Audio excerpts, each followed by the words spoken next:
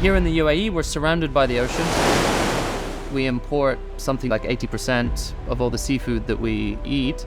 So I saw a business opportunity, but also something that needed to be done from an environmental point of view as well. So it's very satisfying to be able to tick all those boxes.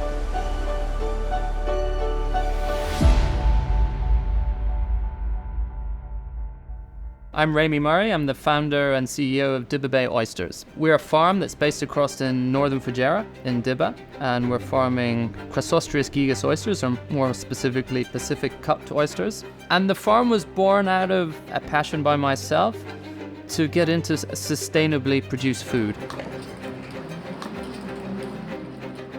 You can raise anything you want if you create an artificial environment, but that requires electricity, it requires infrastructure. So what we identified with oysters is that they can actually survive in the warm waters of Fujairah if properly tended. We did a pilot study, of course, and it worked well.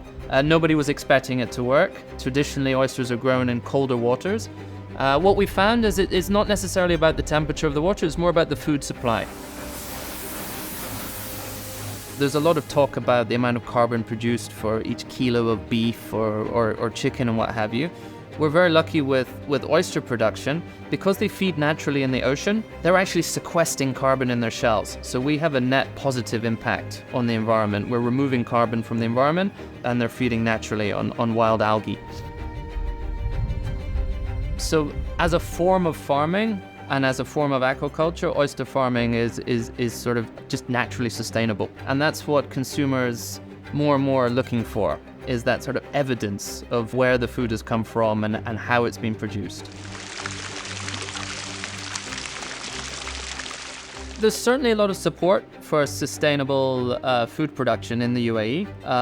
Dubai, of course, has lots of initiatives. But I think it all comes from the consumer. So there's a lot of government support, but if consumers weren't interested, it wouldn't really get anywhere.